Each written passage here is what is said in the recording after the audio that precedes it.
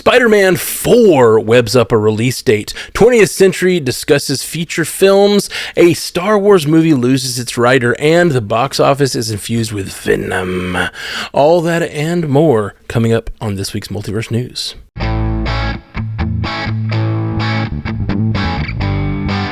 Welcome to Multiverse News, your source for information about all your favorite fictional universes. My name is Matthew Carroll, and with me on the panel today, we have Haley Hobbs. What's happening, Haley? Oh, I didn't know I was going to be first. I wasn't prepared. I'm great. I thought somebody else would be for some reason. Sorry. And if you're not watching our video, I have my I voted sticker on and just my PSA to go vote. Voting is open in the U.S. That's right. Pandas vote, people. Pandas vote. You care about people. I know this audience well. Big caring group. You need to vote, and I believe it will help the world. So go vote. Go vote. And in some states, you can still register to vote. So register and vote. And Jay Sisson, what's happening, buddy? I only vote on election day. It's a whole experience. You know, it's gotta there's just feels wrong to early vote to me, but do it. I'm not, okay, I gotta take it back. I'm sorry. For me, if I just want to vote on the day of, I gotta stop talking. Don't stop. Not early vote. Shaming. You should go early vote. It's just not for me. Just Jay is saying to not be like me, which fair. And with us again, back on the show, Zuhair Ali. How you doing, Zuhair? I am unintentionally dressed like a candidate. Unfortunately, you cannot vote for me, but you can go vote. And I thank you guys for voting to let me join you guys this week. Yes. In some unimportant place, write in Zuhair Ali. It's just like if it's totally lopsided in your district, you're going to lose anyway, just toss it on there. I would love to be governor of Virginia. That would be so entertaining. How great would it be if just like Zuhair Ali was like 0.0001% of like the vote in like 600 counties? It'd be so good. Let's go. You've thought about this before. Like these are all ideas that you've had stored, clearly. No. All right. Well, let's talk about our 5-star review for this week. 5-star review from Apple Podcast by Joe Banyard says, I love Multiverse News, the best podcast out there for movie news. Special shout out to my favorite co-host, Haley Hobbs, voice like butter. Joe must have listened to our ASMR episode last week. It felt very self-indulgent to put that on the outline, but hey, the people send us information. Hey, what do we? If it's there, hey, you got to take the compliment. I mean, you're just reporting the news. That's what you're doing. It's real news, not fake news. Man, so far we've had people commenting on your buttery voice. Buttery, I don't know. I don't like buttery for a voice. Okay, but smooth like butter. Like buttery is just the wrong word to describe anything other than like a roll. You know, like or butter. It's a smooth voice for sure. So buttery. Just keep that one locked away unless you're describing food. Ay. And people in the chat complimenting your hair too. So yeah. So and Jay got some shout outs today. I don't have my glasses on. I can't read that. What are they? Your eye Jay candy. Looking better and hotter than ever. Man, good job keeping it up. We love the eye candy. Hey, it ain't that kind of show. You get a fresh cut? Last Friday? Soonish. Yeah. So it's a looking nice buttery fresh. haircut. Yeah, looking buttery fresh. haircut.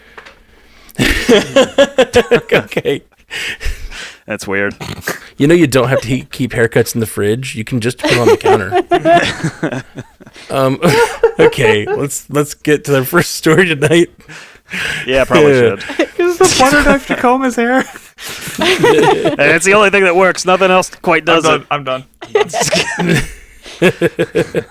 All right, here we go. Tom Holland appeared on The Tonight Show starring Jimmy Fallon and with a drum roll announced that Spider-Man 4 officially begins shooting next summer. This information is coupled with an announcement from Sony that the release date is July 24th, 2026. Peter Parker himself seems excited for the next film, but will it continue to meet the Spider-Man hype levels? Yeah, the July 2026 has filled up very quickly because Christopher Nolan announced his movie that we know nothing about with Matt Damon and, funny enough, Tom Holland starring in it. Oh. And that movie will come out a week before Spider-Man 4 if this release date holds.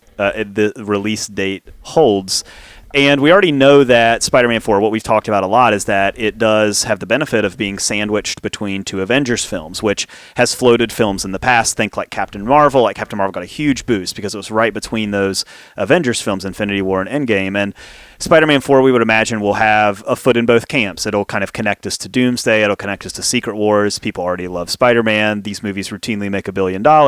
So all of that plays up for the movie's success. What I'm really interested in here is the Tom Holland of it all and the Christopher Nolan of it all, because when we look at Tom Holland's calendar as it stands right now, he will be in Avengers Doomsday, then he will be in this Nolan movie, then he will be in Spider-Man, all within the period of just a few months. And the Nolan Spider-Man being a week away is a problem because these are not owned by the same studio. Spider-Man's owned by Sony. Nolan works for Universal. And so you've got this movie that's going to come out. It's going to be a week before Spider-Man. Nolan chose his first, which, by the way, he's got to be so annoyed because this is exactly what happened to him with Barbie. And I know Barbie helped Oppenheimer, but he did not like being... He did not try to hide that he did not like being up against Barbie. He did not play ball with that. That was just something that he benefited from. He was not wanting to be a part of that conversation.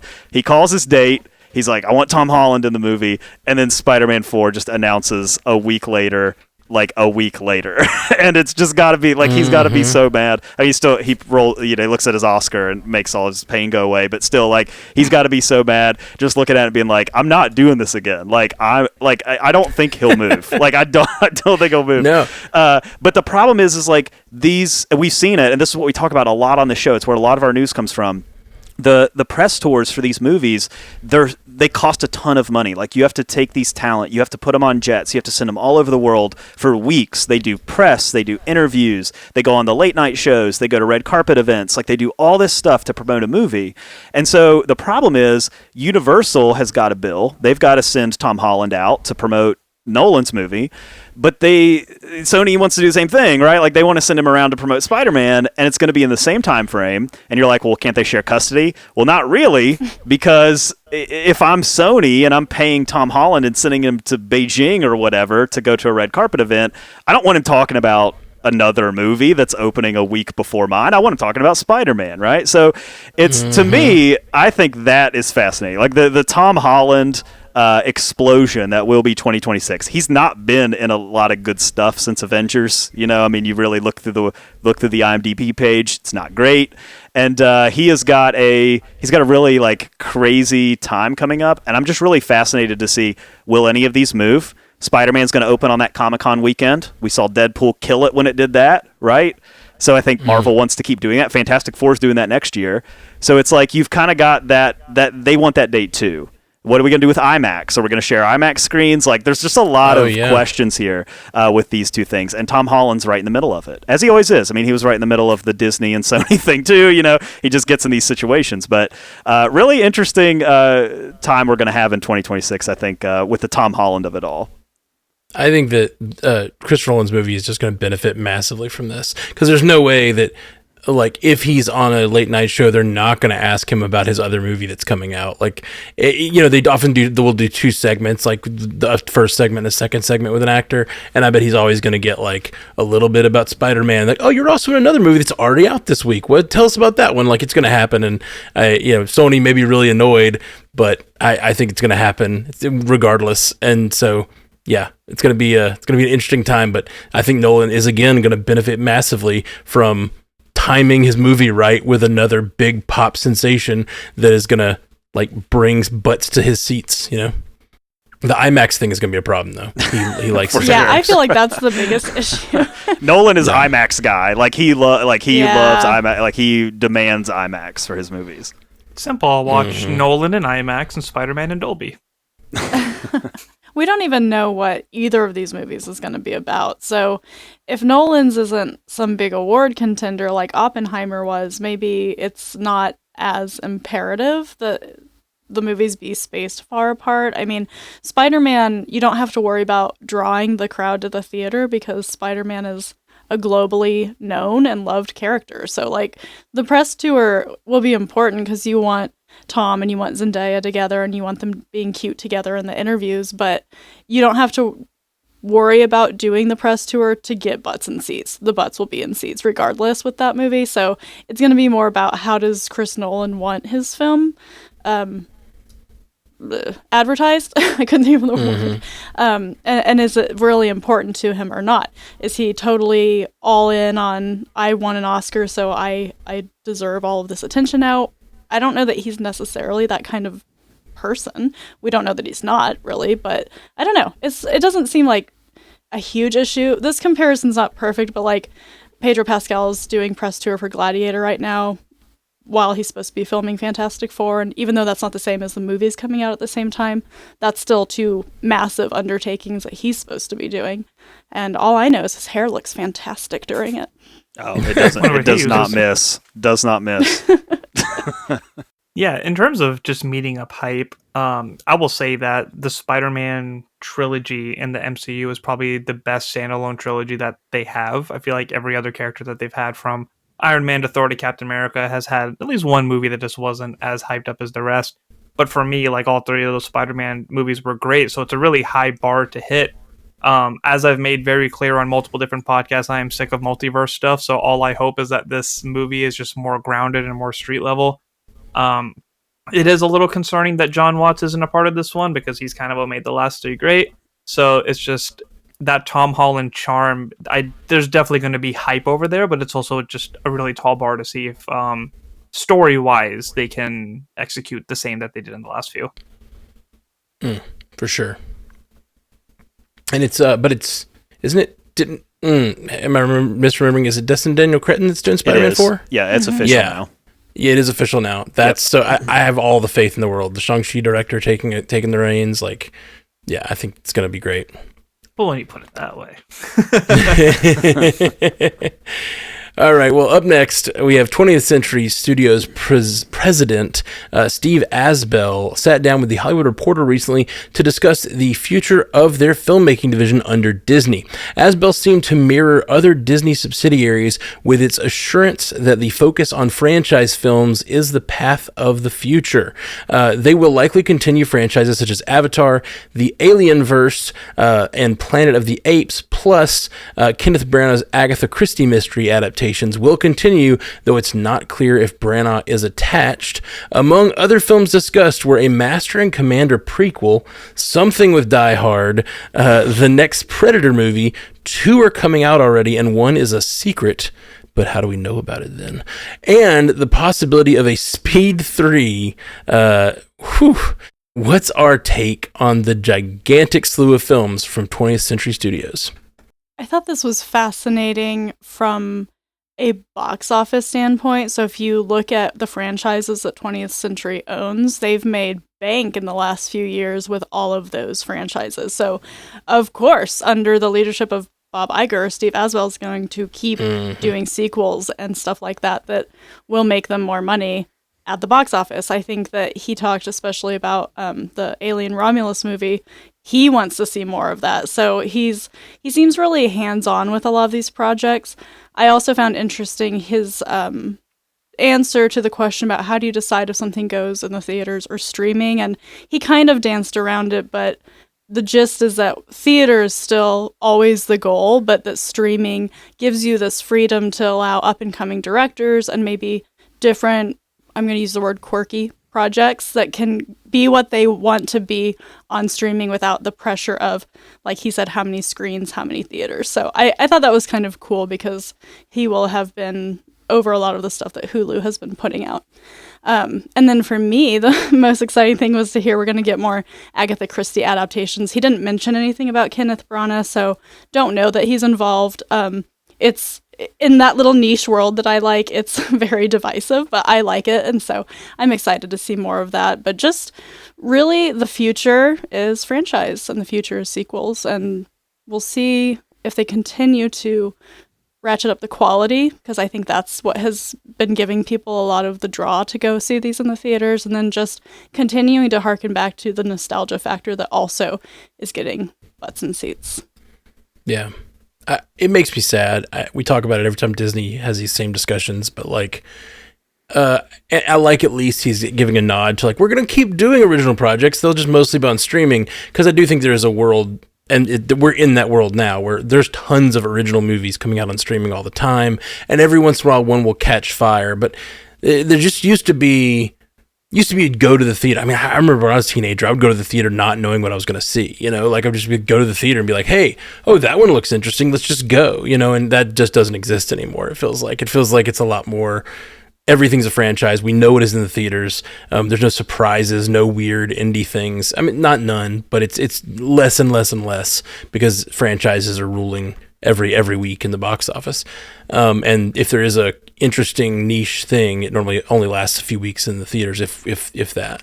So it bums me out to hear this, but it is the world we're in. And I guess the two things that bother me are the idea that you can't just walk in and just bump into a movie you didn't expect, and you can on streaming, but then you don't get the experience of watching something interesting and new and different with an audience, I think that's subjective, though, because I see your point, but I too see the opportunity for more unknown creatives to have an opportunity for 20th Century to put their film out and to have that name attached to releasing it, rather than them trying to do it themselves or do it independently, which would be really hard to get noticed. Mm-hmm. So I think there can be that aspect to it. If you're somebody who's not super well known, here's a gigantic company willing to put your project out there on their streaming, and maybe it catches fire, kind of like the Prey movie is a good example. Mm-hmm.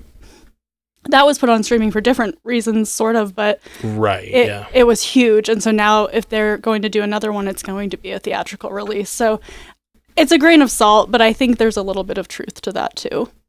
For sure, yeah. Yeah, one of my former colleagues mentioned something a while ago when this wave of remakes started to come up. And it's about how basically a lot of Hollywood has just had trouble coming up with new ideas, and the new ideas that they want to do are just so risky that they don't want to invest in it. So why invest in something with a new name when you can take something with the name that you have and a cast that people love, and then just basically like piggyback off of that just to have that as an excuse to write a new story. And the philosophy was really interesting, but then it comes down to the studio side of things getting a little too greedy on, you got to throw in all the nostalgia, you have to throw in all the references, and we're going to pull people in like just off of that. I feel like that is a disservice to the original creators and to anybody who is getting involved in these films, hoping that, their career could take off or these stories could take off. I feel like if you are going to do this, you have to take the time to come up with storytelling and delivery. The two newest Ghostbusters and Top Gun Maverick are kind of my best examples of that, where it's like, you kind of know where the story's going to go, but the way that they shape it, the delivery of it, the way that you care about these characters and are still on the edge of your seat in that theater experience, if you can't confidently make sure that your audience is having that experience, it's not worth ruining like the big name that a lot of these films have had over the last 3-4 decades. Yeah, it is tricky, and I think society is starting to buck against the idea of the cookie cutter franchise. I mean, the numbers are there to support that. If you look at the numbers for the box office over the last few years, I know that we have had other extenuating circumstances like strikes and COVID and all these types of things, but franchises are not what they used to be in the theater. They're not pulling in the billion-dollar routine box office numbers that they used to. They're still successful for sure, but still it's not as of a shoe-in as it used to be, right? It is a line you have to walk, where you have to take a thing, you have to find a very like particular middle ground where you're developing a new set of characters in maybe a different time or a different space, but you're still attaching it to the IP. And one of the franchises that was mentioned here was Alien, and I think it's a good example, right? It's like Alien has a set of fans, it has a strong IP, So they create Alien Romulus, which is this new thing. It's in this new kind of space. It connects itself to the old stuff, but it develops a new set of characters. When it went to the box office, did it blow the doors open? No, but it was moderately successful, and it did well. And so whenever you're looking at the future, you're saying, all right, the reason we're going to make another one of these is because we are assuming that when it goes on streaming, that's where it will build its audience, right? Like, people don't pack the theaters for it, but whenever they go home and they hear, oh, you liked it, I heard it got good reviews, like all that type of stuff, then when it hits digital or when it hits a streaming service, they click play, right? And they watch it at home. They're like, oh, I really do like this. So then the play is, for at least 20th Century and all these other studios, is whenever you do decide to make that sequel, now you're going to pull in that bigger audience, right? Like, Kaylee, you mentioned Prey. Like, that's that's a perfect example, right? It's like, if we're going to do Prey 2 and we're going to throw Amber Midthunder back in there and do it again, we're going to have a big box office because we've built the audience off the big screen, right? We built the audience on the small screen. So there is a strategy there. And I think Predator and Alien, like, these are good examples of that, where, you know, you're not going to see this thing. You're not going to see Alien Romulus go to the theater and just make, like, hand over fist hundreds of millions of dollars, because it is, you know, you're kicking off a new thing. But you still can count on the longevity of this project, and this can kind of kick off a new age of fans that you can build outside of the theater, and then get them to come back to the theater when it's time. But also, too, I did want to point out, Matt, you mentioned it in the read, that, like, they filmed a secret Predator movie. Okay, yeah. He said there's two. Is it Predator or Alien? Or whatever. There's two movies. One they know about, and one he wouldn't talk about. So yeah, well, we know for sure they're doing a Predator with Elle Fanning, because that's been confirmed. Like, we know that that's happening. But then he was like, "Yeah, we're doing that one, but we also made another one that's coming before that one." I was like, "You what? Like, you shot a secret Predator movie? Like, okay." So that's. And I think one is streaming and one is theatrical. Yeah. So exciting times. I mean, if you're a fan of those franchises. Are there any examples of I guess a movie franchise going from TV, like streaming, to theaters, like in a subsequent sequel? I definitely understand what you're saying, Jay. That could be a path, but I can't think of one. Like, I've seen TV shows get movies made, like Firefly to Serenity to the Peaky Blinders movie, which I don't know if that's going to streaming or theaters. I mean, we're going to see, like, The Mandalorian hit the big screen. Mandalorian, great call. Good call. You know, I mean, it's Star Wars, so it's not exactly the same thing. Yeah, but. And again, it's a TV show turning into a movie. I don't know that I've ever seen, like, it almost feels like, because of the way sequels work, and a lot of times they're cash-ins. You know, they're like Zoo was saying, it's like you're using the franchise name to make something new, and you're not necessarily giving it the respect it deserves. Sometimes you're just using the franchise up, and so sometimes there's diminishing returns with sequels, artistically and financially. And so I don't know that I've ever seen that, like, sort of streaming hasn't been around that long, but like that leap from a TV movie that the sequel gets turned into a theatrical release. Like, I can't think of anything that's ever happened. Not to say that it can't, but it just sort of like, maybe like a reimagining down the road happens, where you get, like, you know, like a Star Trek. You have Star Trek movies or Star Trek TV show, and then like 15 years later, they're like, we should turn that old thing into a movie. You know, like that kind of thing has happened in the past. The closest thing I can think of is WandaVision and Multiverse of Madness, where they took a story that started off streaming and took that to a theater. And that's still gray area, but that's except it didn't start there. It started in you know, Civil War, right. like you know, way back in Ultron, and then has gone through. This isn't the same thing, because, I mean, it's not. But I always think of Spider-Verse whenever I think about this trend, because it's such a good example of doing it. The first Spider-Verse movie did not have a huge box office. It made $393 million worldwide. Okay, so that's a very modest box office for an animation film. But what happened is it got great reviews. People talked about it. It hit streaming, and everybody watched it, right? Like, people started watching it in droves on streaming. So then when you finally are ready to tee up the next one, Spider-Man Across the Spider-Verse, well, that movie made almost 700 million worldwide. So, I mean, you've just have taken to that huge step because you built your audience out of the theater for a couple years, you really built it up, and then that appetite was there for that sequel. So it's just, the recipe's there. It's just you kind of have to nail down, like, okay, what are we comfortable with getting in the box office, and then what are we comfortable with like a sequel? Like you don't want to see diminishing returns, right? But you also got to keep those budgets down. And I think that's like when we talk about Venom here in a little bit.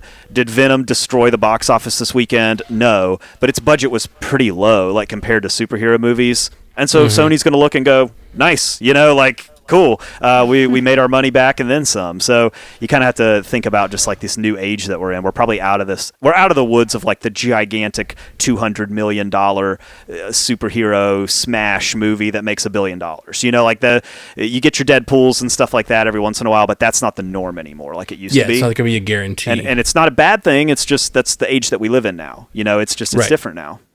Well, and I think the model you talk about with the Spider-Verse, I think that's actually a pretty standard model of if you make a really good first movie, the second movie will do really well in theaters, even if, and oftentimes better in theaters, even if it's critically not the best one. You know what I mean? Like a lot of times people are like, oh, the sequel was a little disappointing, but like it got butts in seats because it's relying on the advertising that the first one did for it. Like that happens commonly. I think there's just a mental block, I think, for people, at least for me, and I think a lot of people, you just think of a franchise on your TV as a different level of franchise, and seeing that leap is sometimes, I think, hard.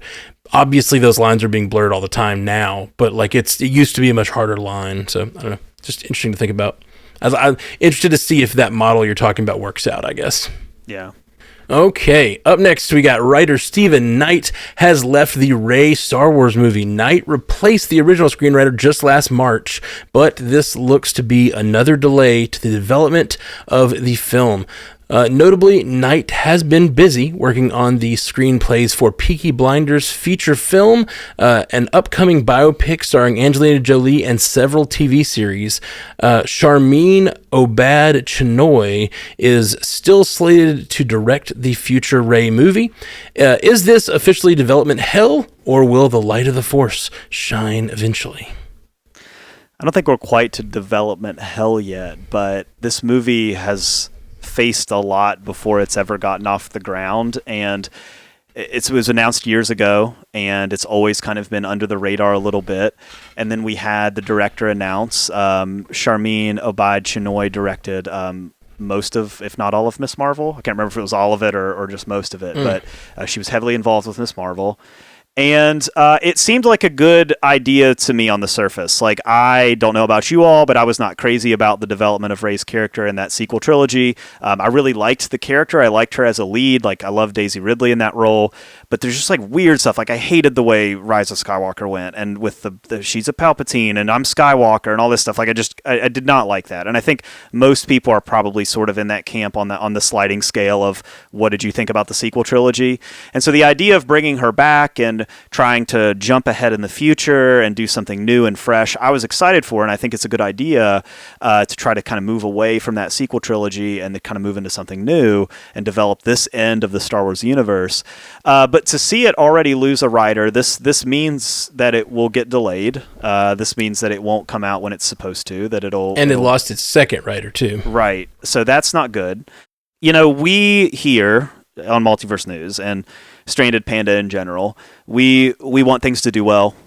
We support fandoms of things. You're not going to really catch us like dogging a lot of stuff on here unless we see it and we just don't like it.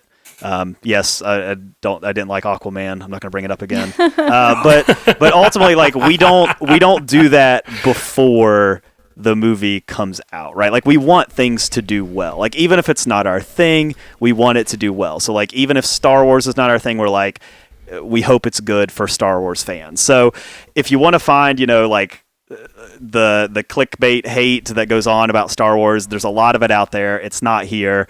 But I think there is a conversation there about the hurdle that this movie is going to face in that realm, because we definitely saw that The Acolyte suffered because of that, right? Like, The Acolyte, say what you want about it creatively, just from a business standpoint, the show was not a success, right? It did not get renewed for season 2. Its ratings were really low in terms of like its viewership was very low. It went down as the weeks went on.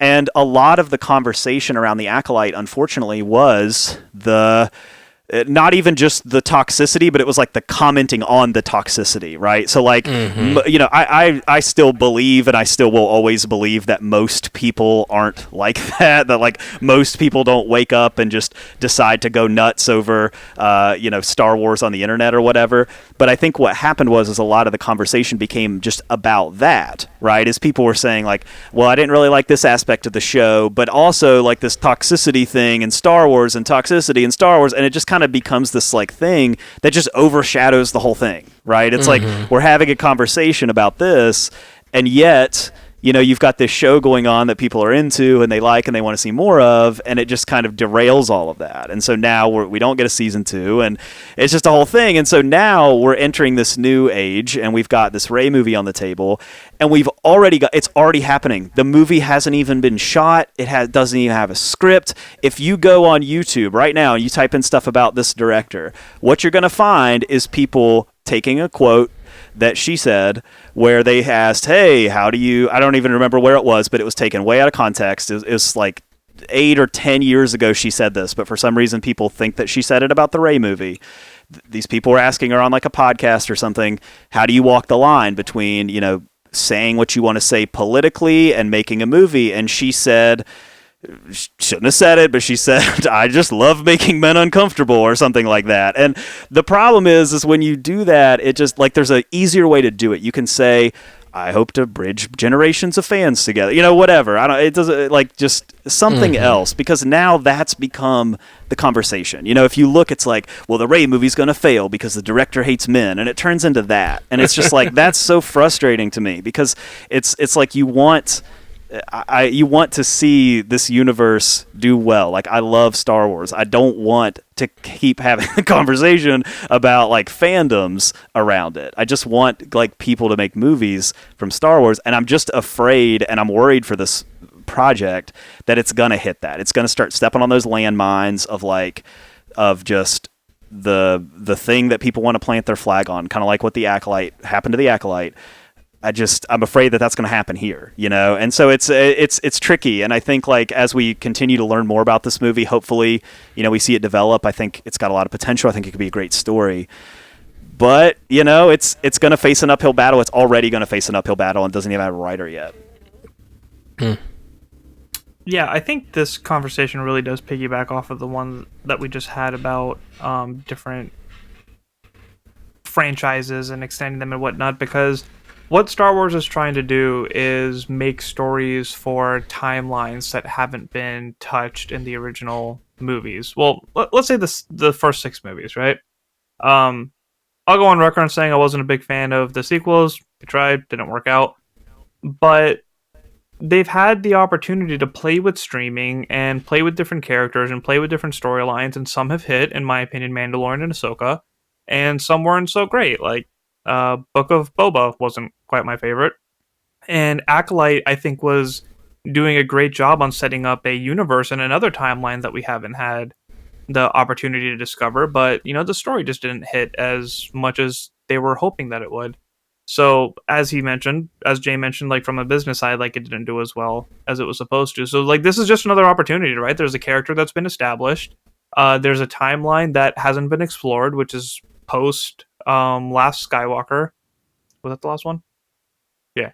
Rise of Skywalker, excuse me.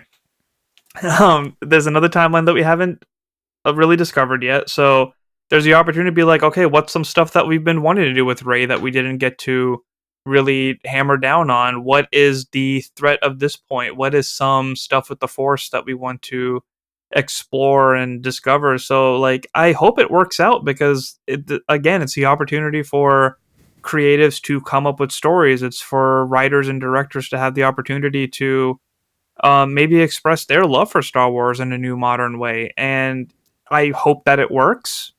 I don't want bad Star Wars content. So it's just one of those things where it is a tricky situation because of the sensitivity of Star Wars. But yeah, I hope that they are able to figure things out and just come up with a good story for the fans. No one hates Star Wars like Star Wars fans. I hate to tell you. You're funny. I think that some of the projects that were announced, I'm always going back to Dave Filoni being chief creative officer because a lot of things have changed in their proposed lineup for Star Wars since that happened. Like, I think the things that were already being made, like The Acolyte, were made and they put it out because they're not going to go back on that show that cost them hundreds and hundreds of millions of dollars. Mm-hmm. But I do think that I hope, I'm trying to pretend like I'm living in the Lucasfilm offices there in California. Like, I'm hoping that this writer leaving could mean nothing. It could just mean that he's busy with other projects and he can't devote time to this. It could mean they just can't land on the right story. And at the end of the day, it's probably better to have have all the right people in the room than the wrong people in the room. And so if you can't get together because of concepts or scheduling or whatever, it could be something as banal as scheduling, then that's okay. I think that the Rey movie makes sense because I think that by the time it gets made, there's kind of that new audience that could be discovering Star Wars, because that's always something that I think studios have to think about, is like that next generation of what's your Star Wars and what becomes the thing that you're entering a franchise or a whatever at. And for some people, the Rey movie might be their first thing if they're a young child, or maybe they're an adult fan who's like, I'm just gonna watch. I mean, you never know how people get into Star Wars. It's just kind of one of those things that the strangest thing might be their entry point. So I think that it just is what it is right now, and I think that they're taking time with this film, and I don't think that's the worst thing in the world. Yeah, for sure. Get a little bit of distance too. Like, we have this new world that we're kind of fleshing out. We know Filoni is going to expand to the big screen. Like, give it some time, let it kind of flesh out a little bit, get a little bit of distance from this conversation that, surrounded The Acolyte, and maybe it'll feel like you get a little bit of distance from some of the controversy, just that kind of stuff, and maybe it'll feel a little bit more natural at that point. Yeah. And I feel like this writer change, just like Haley was saying, is likely because of scheduling stuff, because he just got they just announced the Peaky Blinders movie was a go, and then the guy who's writing the Peaky Blinders movie left this movie. It just makes sense to me that, like, either this movie wasn't on track to go as quickly as he's ready to write it, or and they're currently filming Peaky Blinders, so yeah. Oh, right, he's probably busy. Exactly. Like, he went and did that, so makes sense. I must say that Vino El Bambino in the chat says Dave Filoni needs to announce a Minimum Rebo movie. Could not agree more. He is our king. We will worship at his feet. Neil. All right. Up next, Venom: The Last Dance stumbled a bit in its choreography during last week's release in the U.S. with a $51 million opening, but danced to success globally for a total of $175 million, including $46 million in China, which is the best superhero movie opening in that country since 2019. Sony is pleased with these numbers, and well they should be, as the movie did take the top spot over Smile 2, which fell 59%. Universal's Oscar baby Conclave opened to $6.5 million, which tied it with Wild Robot's fifth weekend's earnings, and the Andrew Garfield Florence Pugh romantic drama We Live in Time came in fifth with $4.8 million. It's that weird time of year at the box office, but is it still looking strong? Yeah, I mean, that's still a good chunk of money. With my movie-going group, this was kind of like the only thing that was really on our radar for the last month. So the fact that it was doing better than its competition was a good sign, because by all means, there wasn't really too much stuff that had a crazy amount of marketing to make you want to run to the theaters for. I made a TikTok about it today that I plan on releasing this week, just about how this whole trilogy has been about wanting to see Tom Hardy. It's only because of his depiction and his depiction as Venom and the conversations between each other that's really kept this franchise going. I don't know why Sony keeps trying to reboot these other villains. Hopefully they made some money to pay off the disaster that was Madam Web out of this. But yeah, this is all just people wanting to see Tom Hardy, and just the joy that he brings to that character, and the joy that he brings to both sides of Venom and Eddie Brock. So it was a fun movie. I'm glad it is doing mildly well, but it was in no way like something that you should be rushing to theaters to see. I'm excited to see Conclave because, like, here comes the award season stuff, which I haven't felt very in tune with this year at all. But they're starting to sneak them into theaters, so I think my husband and I are going to go see Conclave, which has a fantastic cast. I mean, I'm not Catholic, but it looks amazing. I've heard great things about it. Yeah. I don't know why I didn't know this before. I did not know this. I did not know that Tom Hardy did the Venom voice. Mm-hmm. I didn't know that. I had no idea that he did that. It's like a modified voice of how he talks to his dog. There's people listening to this like, you all call yourself fans? But like, no, actually, I don't. I've never seen a Venom movie in theaters, so get out of my face. I've seen all of them in theaters, but the second one I did not watch after theaters at all. I should have known because Tom Hardy's so good at doing different voices and things, and the voice is different enough that I didn't see it. I didn't hear it, but like now that I know that, I'm like, oh yeah, that sounds a lot like other voices he's done. Man, that's blowing my mind right now. And I've never watched a minute of this. Man, yeah, Zoo, you said that, and I was like, wait, what? What? Like, hold up, we have breaking news right now. I watched 3 Venom movies in the last like 72 hours, and like I did not know that was his voice. It really does like brighten my view of those movies. The fact that he's doing both voices is a cool thing. I wish that was more widely known. That's cool. I mean, you know. 2 of us on the panel didn't know that, so I feel like that's not as widely known as it should be. That's cool, really, really cool, and that's a cool talent. I feel like every review that I read about this movie said the same thing. They were like, "You kind of already know what this is. Like, just come on in, strap in. You want to see a movie with a continuous plot that makes sense? What are you doing? Why are you here? You want to see a movie that." You know, like has just a super emotional plot. What are you doing? Why are you here? You know, like this is just a theater experience. If you liked the other ones, you'll probably like it. Come enjoy it. Don't think too hard about it. And you know, the big villain we were teasing, you may see him later. Let's see if you can open up your wallets first. That movie was the symbiote version of Michael Bay's Transformers. From opening dialogue to storyline to fight scenes, everything about it was a Transformers movie, and I could not unsee it the whole time that I was watching. Interesting. I see what you're getting at. I think in the best way though. Like it had some really great, like in a very enjoyable way. In the best way. Like Michael, I think this movie had more emotional moments than a Michael Bay movie. It really like there's a few scenes that really got me, and me and my niece cried a little bit at a certain scene.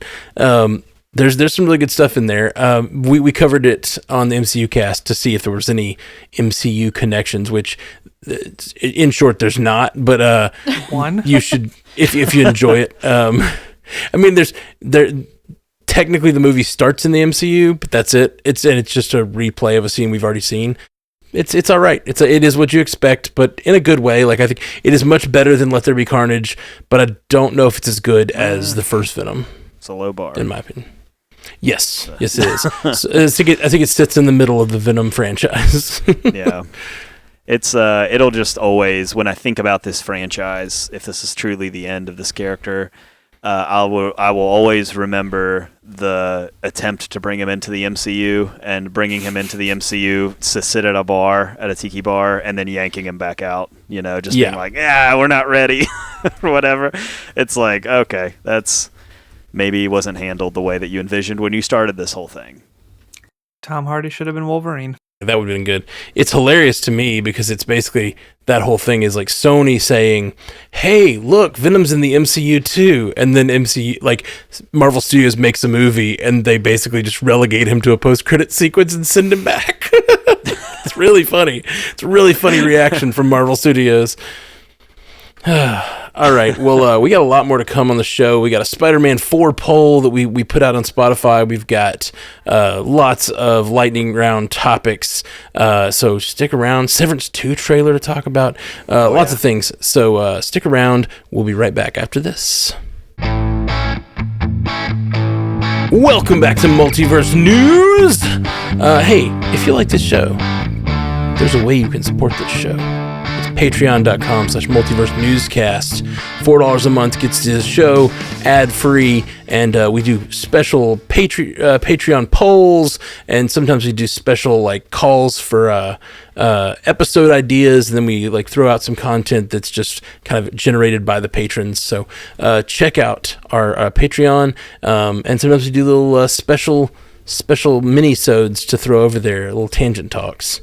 So go join the Patreon. It means a lot. It keeps the show running. So thank you to all of our patrons.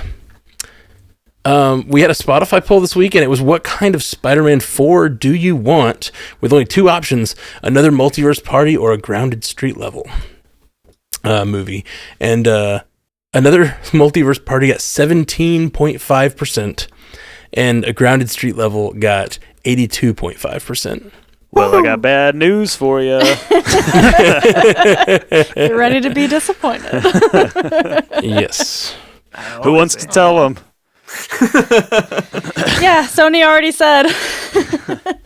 Well, just where it is, it wouldn't make sense, right? I mean, unless you backed it up and you were like, this happened before Doomsday or something. Like, I guess you could do that. Do like what they did that with Captain Ant-Man. Marvel did, or or and whatever. Captain Marvel, like, you could do that. Didn't I guess. Sony say that it's going to be multiversal? Oh, now? Sony wants it to be multiverse so bad. They're like, I don't please, think Toby, please, Andrew, come back. Yeah, I don't think they've officially announced that, but like they want we made that. $1 billion. And Marvel Studios apparently didn't want that, so if they've come to some sort of deal, and I think it's probably going to sit somewhere in the middle, which we got a lot of people that commented on the episode that sort of gave their take of what they want, and it's a lot of that. A lot of people want like that middle of the road. LT4 said, I would like it to start off a little like Far From Home, and it be more street level, like a montage of sorts, and then introduce the big bad that will inevitably be Null. I think if there is a post-credits in Venom, then he will probably show up, and it will be an interpretation of the recent King in Black story from comics. Whew, that's a swing. What do you guys think of that? Keep your Sony verse out of my Marvel verse. Yeah, I don't think it. This have we know Spider-Man 4 when it's coming out. Do we know it's co-produced by Marvel Studios and everything? Is it like the same relationship we've had in the past? It is. Then I don't think they're going to bring Null in. I think Null is, I think Null is going to be relegated to, the Venom verse. I don't think you want to do Null or King in Black while you're doing Secret Wars. 100%. Yeah, that's a little too much. Yeah. Andre Mad says a ground level with post-credit scene with multiverse connection. Love from Portugal. Thanks, Andre Mad. We love Portugal. That is a minimum amount of multiverse that will show up in this movie. It will connect somehow. I think it's possible because Marvel really did set up a street level movie with the way they ended No Way Home, and I feel like we should get that. And maybe they will make it that with some major connections at the end to what's going on with Doomsday. We do need to start thinking about a conclusion. Sorry to say this, but it's just fact. We need to start thinking about the conclusion of Tom Holland's story in the MCU. I mean, he's getting pretty old in terms of like playing a character of that type of Peter Parker, and he's going to 2026 is Spider-Man 4. Then you've got 2028 or something is when Secret Wars, or is it 2027? I don't remember. But still, like those are you've got him through that, right? So 27. I mean, so if you want to do another Holland Spider-Man, hasn't even hit the big 3-0, Jay. Yeah, he's got I'm with Haley on this. but I think like does he want to keep playing Spider-Man? That's the question. I don't think so. Yeah. Like I think he loves it now, but he's going to do this Doomsday, Spider-Man 4, Secret Wars. Like I think at some point it's like, we got to get a Miles Morales or something. And I love Tom Holland's I have a better scenario iteration. for you. It's just that's inevitable at some point. Yeah, but you said it earlier, Jay, like, look at his IMDb otherwise. And it's like, maybe he's learned the lesson early that a lot of people take him a long time to learn, which is like you can be the biggest franchise star in the world and then put out another movie and it doesn't necessarily do well. And being Spider-Man is allowing him to do whatever other work he wants. He can have any choice of any role in the world. Once he gives that role up, like, will his star continue to rise, or will he kind of like fade like most of the Spider-Men kind of like fade into not obscurity, but they continue to work, but they're not like the name they are when they're Spider-Man, you know? I do have another scenario for you that doesn't involve Miles Morales. You get live action Jake Johnson to play Peter B. Parker. Or Peter B. Parker. Peter B. Parker. I've been saying that, man. I've been saying that. I'm right there with you, Zoo. I need Or it. how about Spider-Gwen? Yeah. Yeah, absolutely. I want to see Jake Johnson's belly just like coming out of a out of a Spider-Man suit. Yes. And just like trying to get his love back and trying to figure out how to be Spider-Man again and lose the weight. It would be so incredible. They're gearing up for that because all the kids shows are Spider-Gwen. Like, it is like she is the main character in these like Spider-Man. Yeah, super popular. And they're watching those kids. You know, Disney's watching those kids get older. They're like, when you all hit, you know, you can see a PG-13 movie. We're gonna hit you with Spider-Gwen live action. Yeah. Like they're waiting. They're building the base for it. And the same thing with Miles Morales. I mean, with the Spider-Verse movies, and Miles Morales is also in a lot of those kids shows. They're, you know, those characters are beloved and being baked into those kids the way Peter Parker was baked into us, you know? The best example I can give to prove this is don't do that to me right now. Matt said baked in. The best example I can give you to prove what I'm saying is that my 3-year-old son, decided what he wanted to be for Halloween. He did not want to be Spider-Man. He did not want to be Miles. He wants to be Spider-Gwen. So I got that boy Spider-Gwen costume. Look it's pink. At you It's purple. But I can't blame him because she's like the coolest character in the show. She's like a drummer. Yeah. She's like, you know, all this type of stuff. Like, of course he would want to be Spider-Gwen, you know? Love it. So, hey, we got a 3-year-old boy. He's going to be Spider-Gwen. And he's going to love it. Awesome. So, you know, it's they're going for it with those other Spider characters pretty early here. That's awesome. Okay, we got a couple more of these comments. Ant says, what I would do for Spider-Man 4 is make it relatively grounded, but with a multiversal twist. Don't know what I would do, but they do. Maybe Venom symbiote suit, and they defeat a villain at the end. Then Null shows up? More Null possibilities. I just don't think they're doing Null. I can't do two multiversal villains at one time. Like either you're powerful, either you're all powerful, or you're not. You know, just give me one. That's Secret Wars, though. Secret Wars is crazy. True. All right, Meech says, I would like it to either be either symbiote-related separation anxiety, but he doesn't have the symbiote yet, so I feel like he can't have. So anyway, maybe a top-tier multiverse. Sorry, that's just me commenting. A top-tier multiversal Sinister Six, or Ned learning more about his sling ring capabilities and ending up doing something that leads him to be Peter 1's Harry Osborn, with a possible twist of the Spot and Miles fighting further into Beyond the Spider-Verse, and the Spot using a portal to get rid of him into Tom Holland's universe, revealing Miles Brown as Miles Morales. We do have the symbiote. Isn't there a little splooch of it? We do. It just, he doesn't have it yet. Like, I feel like we need some substantial time with him with it. But I mean, obviously one movie could do that. It's scooting around out there. I want to see Evil Ned. Me too. And not having him in his life right now, I feel like it's very possible we could. I feel like that was always the rumor with No Way Home. Like, that was always a rumor that he was going to be like the Hobgoblin or something. You know, like he was going to turn evil, but it just never happened. But that was always brimming under the surface. Yes, I would like this movie to set up Evil Ned for a future movie. I don't know if I would want to see that in this one. Yeah, it would be a pretty quick turn. The problem is Ned is not an evil name. Like, I'm never going to be scared of a dude called Ned. Like, never. Doesn't matter how scary he is. But Hobgoblin. Don't you remember Ned Ryerson from that Groundhog Day movie? He was evil, right? You mean Groundhog Day? Yeah. From that Groundhog Day movie. Let's take it again and have our own Groundhog Day. No, that's funny. I almost said Ned from the Santa Claus was bad, but his name's Neil. So yeah. wrong. Neil with the sweaters. And he was just a doubter. He wasn't really a villain. He just doubted. He was Santa. actually a really good stepdad.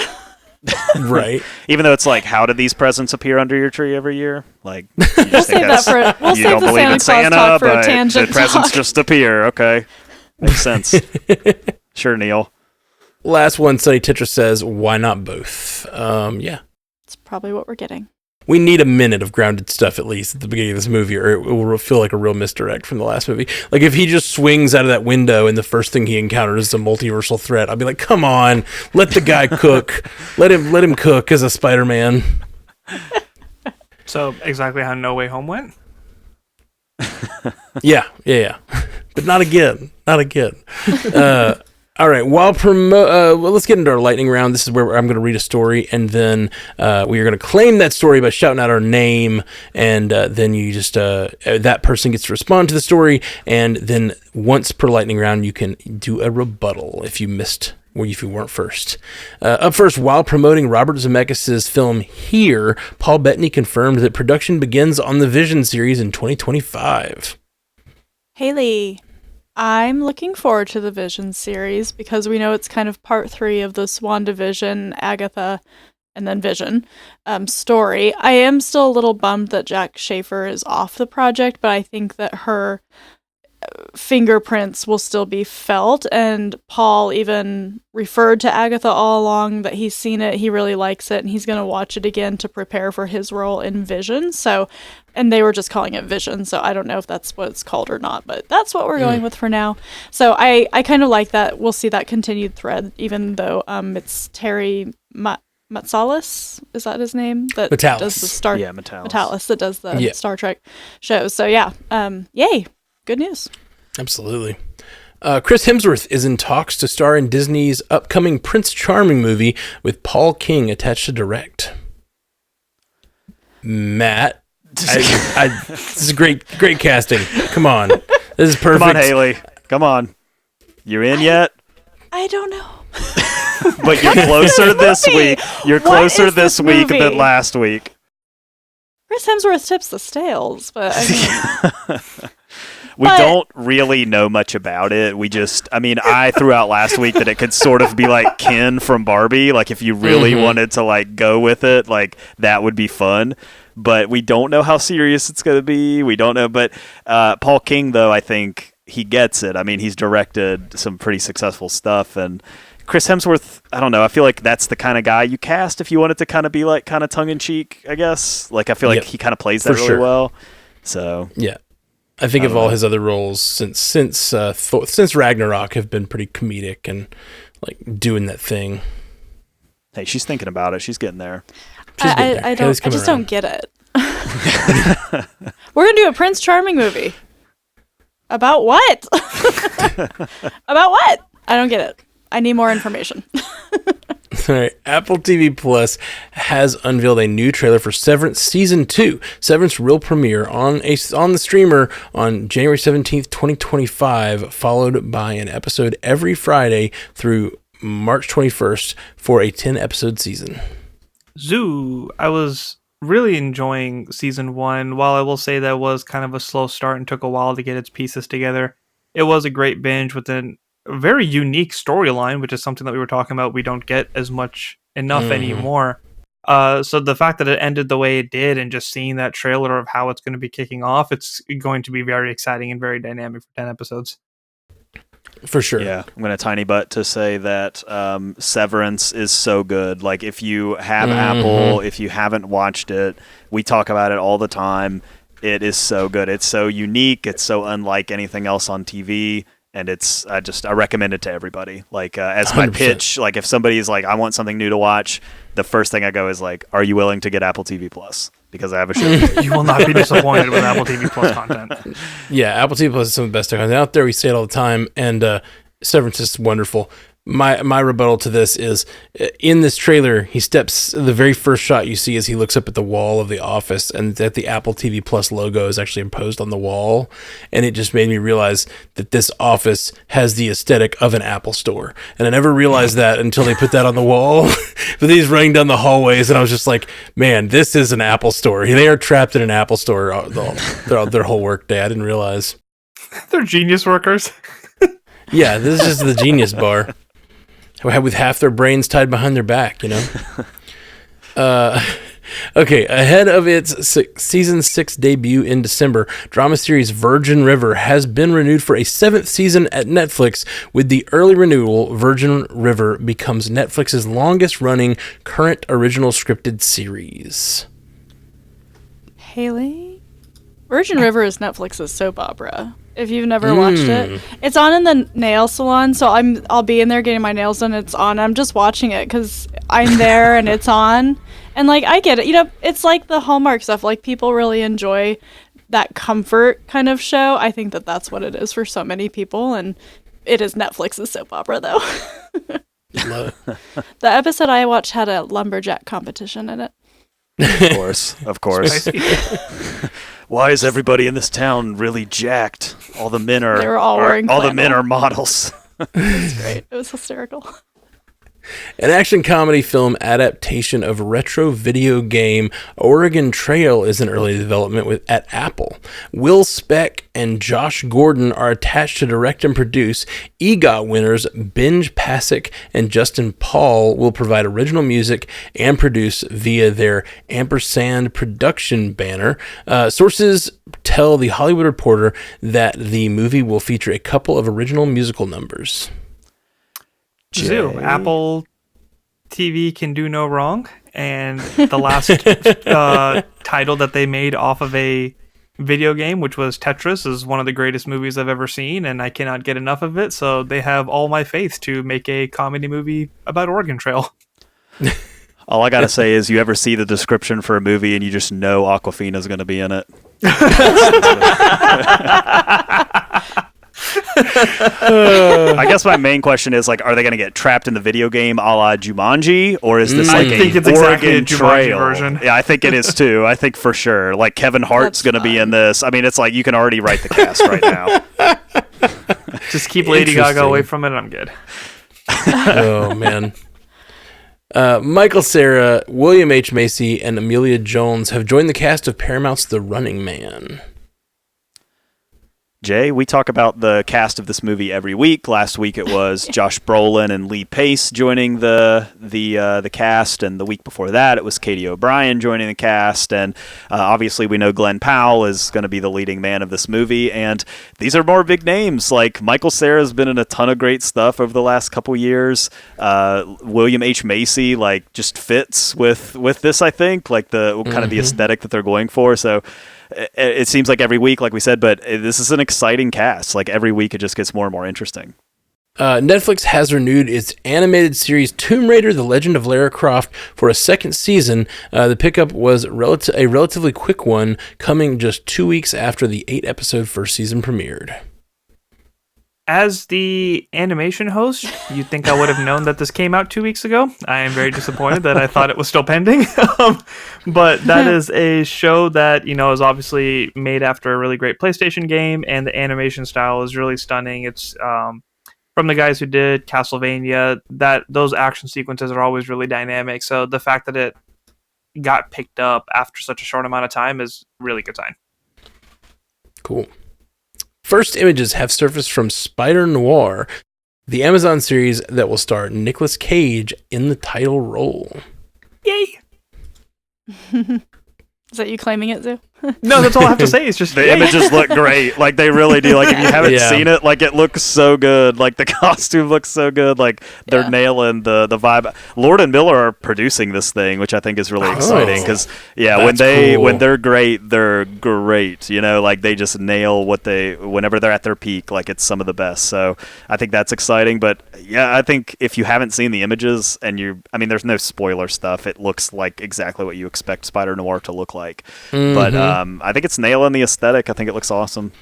Man, with Lord and Miller, Tiny Butt, with Lord and Miller producing or whatever, and it being Nicolas Cage, now that makes me really feel like this is going to be like a live action spinoff of from Spider-Verse, you know? Give me Jake Johnson. I have to like throw a grain of disappointment at you with this series. I think, don't quote me on this, I'm not 100% sure, but I think that this is going to premiere on MGM Plus first, and I think it's going to run on MGM Plus and will eventually come to Prime Video, but not right away. Like I think because this is under the Amazon MGM banner, and I think they want this to kind of be like the please sign up for MGM Plus show. If you want us to sign up for MGM Plus, Amazon, take your flipping ads off of Prime Video. I'm not doing it. I'm telling you right now, I'm not doing it. Not even a free trial. No, I'm done. No more streaming services. I had to sign up for Peacock to watch a stupid NFL game, and then I forgot to cancel it for like 3 months, and I'm mad about it. And I'm not doing it again. I'm at my limit. Last words. Sources tell Deadline that a new English-language Squid Game series is in the works at Netflix, with David Fincher coming on to develop it. Talk about David somebody Fincher. making an original title in means that you wouldn't expect, and then riding the success of it to make it your own. The fact that this was, a Korean show, and it was like, oh, hey, this is a great concept. Let's make it English, and then it'll be even more popular. Just riding the success of it. It's just, it's entertaining, because there was a cliffhanger on the last one that could have been continued upon. So the fact that this, and I think there is a season 2. I think there is a season 2 coming as well. Okay, we reported on that a few weeks ago, I think. It's not unusual to take a foreign language show and do an English version of it, but this is really close to the currently running show, so it seems super odd. Well, it's close, and it was such a success as a Korean show. Like, if you've seen, like, if you want to see Squid Game, you've seen Squid Game. Like, I don't know, it just feels unnecessary in a way that, like, it was incredibly successful. It was the biggest thing in the world for a few weeks, and for a Netflix show, that's the best you can do. So I don't know that English language version will be able to capture that same audience again. And I don't know that they're wrong, but I think that they feel that there is still an untapped audience because because English wasn't the primary language of it. Yeah, for sure. I read it too that this was going to probably be set in the same universe, sort of like a spin-off, I guess. Like not that it is as a remake necessarily. Yeah, just like, this one's happening in America or something, so it can be in English. That's kind of how I read it whenever I saw this confirmation. But I mean, Netflix loves David Fincher. Like, he did Mindhunter, which was a huge show for them. He also did a pretty big chunk of House of Cards, which is one of their very early series that that's what drew me to Netflix. Like, House of Cards is what got me on Netflix. Like, it really brought a lot of people in at the beginning, so makes total sense from that standpoint that they would want him to be the creative force behind it. Sony Pictures announced that Jumanji 3 is set to hit theaters December 11th, 2026. Dwayne Johnson, Kevin Hart, Jack Black, and Karen Gillan starred in the first 2 films and are expected to return, as is director Jake Kasdan, who helmed both features. Bring it on. Those movies are so dumb and funny. Yeah, they're fun. All right, Nick Offerman has joined the cast of upcoming Apple TV Plus A24 series Margot's Got Money Troubles, and will star opposite Elle Fanning, Nicole Kidman, and Michelle Pfeiffer in the drama. Nick Offerman and Apple Plus, say less. Feels like a Scotty joint, A24 Apple drama series, But yeah, it's a good cast. Yeah, stacked cast for sure. All right. Well, that's the show. That's our news for today. Thank you guys for joining us here on the show. Let's go around and tell the people where they can find you online. As our guest, Zoo, tell them where they can what you're doing these days online. Yeah, so first off, I do Animation Deliberation with Jay Scotty, who was not with us today. Future projects include Season 1 of Kaiju number 8, Season 3 of Vox Machina, and Season 2 of Arcane. a lot of exciting series that are coming out, and very excited to talk about them. For the time being, I will be on the 323 with Reed Murphy every week to talk about NFL stuff. It is a hilarious show with a lot of silliness every week, so please tune into that if you are a sports fan. Trying to revitalize the TikTok, so if you guys want to follow Zeus Quick Thoughts, it's where I'm going to be putting a lot of my quick thoughts on just sports stuff, movies, TV shows, and it's also where I do my streaming of currently Helldivers 2 and Dragon Ball Sparking Zero. So if you're interested in any of those things, then please check them out. Sweet. Yeah, please do that. Check out Zoo. And Haley Hobbs. Yes, on Source Pages, we dropped our discussion about the Darth Plagueis novel from Star Wars Legends by James Luceno. James Hewings and Todd Sedlak joined Brian and I to discuss that novel, and we had a good time talking about it. And then next week, Brian and I will be doing our Agatha All Along review in comparison to the comics we read. So if you haven't listened to our Witches Road breakdown of those comics, we did 3 episodes preparing for Agatha that didn't necessarily perfectly inform the show, but definitely is in line with the themes of the show. And then mark your calendars for November 24th. Ashley and I will be doing a Christmas-themed Hate Watch in November and December. And in November, we're watching The Merry Gentleman on Netflix. And just look it up. I will. Don't do it on your work computer, though. Yeah. Open a It's the private only browser. computer I have, Jay. All right, what about you, Jay? The tech department's going to be giving you a call later. Got a lot going on. Commute the podcast every week, still going strong on Mondays. If you haven't checked that out, really appreciate you doing that. I was not on this week's recap of The Penguin on Always Watching. That was handled by J. Scotty St. Clair and Zuhair, and that episode was great from this Sunday. Like they're just all great, and that show's great. And so if you are following along with that, there's a new Always Watching to go along with The Penguin. So check that out as we get closer and closer to the finale. And then I appeared on an episode of the 323 Network with Reed Murphy and Zoo, and we talked to, it's a sports show. So we're talking about a lot of different stuff over there than we are here, but we did get to sneak in a little bit of a Marvel and State of the MCU conversation, and then pick some NFL games and stuff like that. So Reed has been on this program before too, so please go support him and Zoo's podcast, and come over there and subscribe to the 323 Network as well. No Quidditch talk that time. No, you can't. Yeah, I didn't want the show to be an hour longer, so. All right, well, I'm a little mad at Jay for not talking about Quidditch, but I'll get over it. I'm everywhere you get podcasts and all kinds of things, but Multiverse News come back to here every week. But Marvel Cinematic Universe podcast is big right now, going on with the Agatha All Along weekly watches. And if you want to join us live, which a lot of you already do, listeners to the show, thank you so much. YouTube.com/StrandedPanda. We'll be doing the live show tomorrow night, and that'll be the finale for Agatha. And we are same with Jay. We're doing the Penguin, so check that out on Always Watching, our podcast Always Watching. So check all those things out. We love you guys very much. Thank you so much. Peace. You stay classy, Multiverse. I was like, who's going to take it? We didn't work this out ahead of time. Hey, thanks for listening to Multiverse News, or watching it, or whatever you're doing. Eyeballs or ear holes, whichever thing. We do this show every week, and we appreciate you listening. StrandedPanda.com is where you can find all of our podcasts. And thank you for listening. Check us out wherever you get podcasts. Hit that subscribe button, hit that like button, hit the little bell icon, whatever you have on whatever service you're doing. Rate us, like us. We're really thirsty. That's what I'm saying.